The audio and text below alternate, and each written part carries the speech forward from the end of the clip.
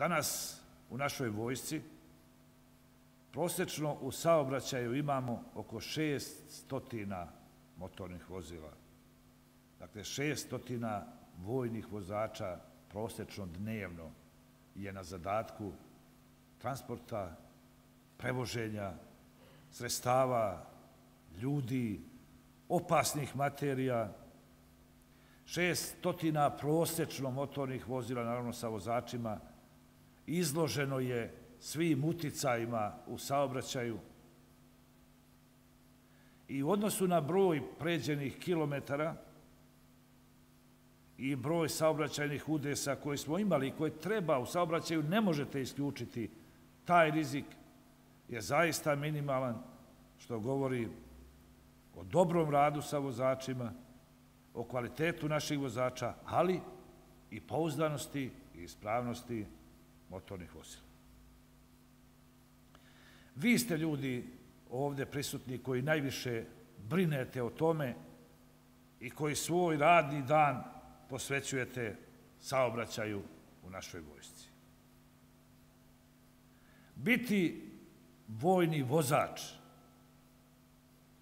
nije samo biti uspešan u manevru sa motornim vozilom na putevima različite kategorije i na određenim pravcima. Biti dobar vozač znači i biti brižan prema motornom vozilu, znati ga održavati, poznavati dušu vozila kao što poznaješ i svoju dušu. To su preduslovi da se bezbedno stigne do cilja, a cilj svih ciljeva je upravo taj bezbedni dolazak iz jedne tačke u drugu tačku. Mi ćemo posebno u vremenu ispred nas još veću pažnju posvetiti obuci vozača, obuci ljudi koji direktno ili indirektno utiču na bezbednost saobraćaja, a sve sa ciljem da se što bezbednije i za što manje rizika izlažemo opasnosti živote ljudi, a i tehnika koju prevozimo i sa kojom rukujemo. Želim da se zahvalim Ministarstvu unutrašnjih poslova na izvanrednoj saradnji, pre svega u obuci naših vozača u Centru za obuku saobraćajne službe. Ona može biti i treba biti još bolja. Da se zahvalim našim partnerima iz NIS-a što imaju poverenja da vrše obuku svojih ljudi za bezbedno kretanje u našim jedinicama, što imaju poverenje u naše instruktore, što je opet dokaz da mi u vojsci imamo sposobne ljude koji mogu da iznesu ovaj jako važan zadatak, koji, priznajem, jeste ponekad na margini drugih događaja, ali to ne sme biti.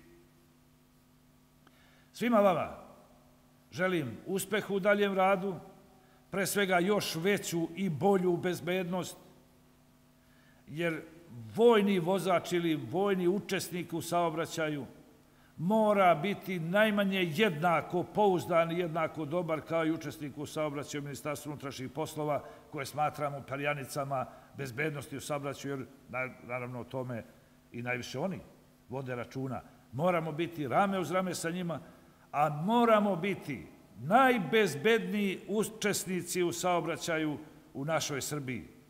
Moramo biti primer drugima, jer od vojske se očekuje primer dobrog ponašanja, dobrog rada i ljudskog odnosa u toku izvršenja zadataka, a i u svakodnevnom životu.